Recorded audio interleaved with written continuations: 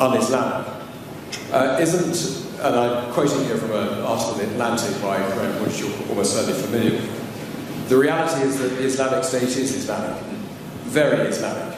Yes, it has attracted psychopaths and adventure seekers drawn largely from the disaffected populations of the Middle East and Europe, but the religion preached by its most ardent followers derives from coherent and even learned interpretations of Islam.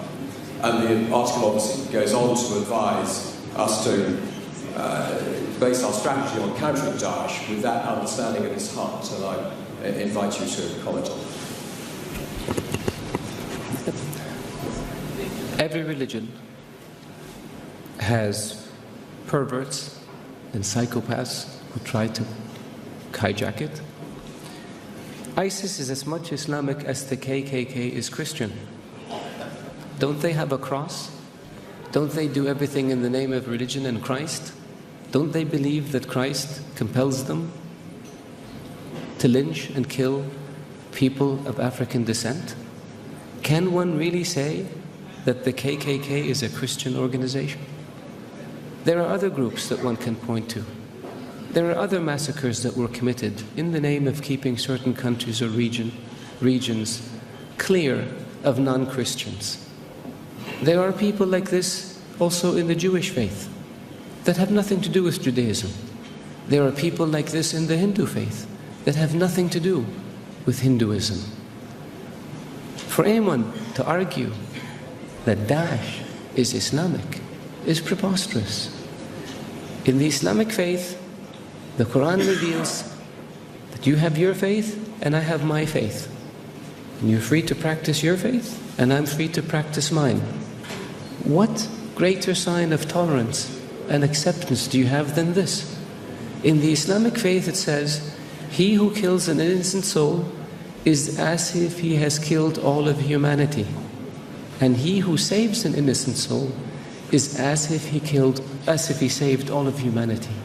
What better example of compassion and mercy do you have than this?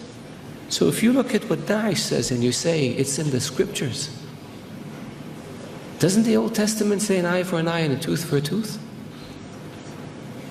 If somebody does it today, would you say they were Christian or they were Jewish?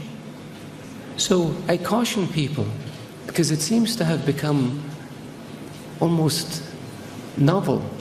Not novel, it's become the flavor of the day to try to read things into Daesh or into Islam that are not there. The Islamic religion and Islamic civilization was the civilization that preserved the history of Greek and Rome and passed it on to the West. Western civilization would not exist without the Islamic Arab civilization. The Islamic civilization and the Islamic Arab civilization was the civilization that connected China with Europe. So it was global. The point I made early on about being an intermediate civilization, this is what I mean.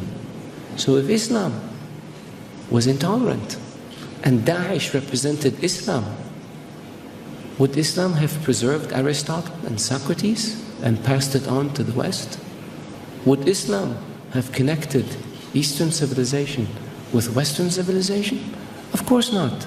So I urge you, all of you, to be careful when it comes to making generalizations or to accepting generalizations that have no basis in fact. Thank you.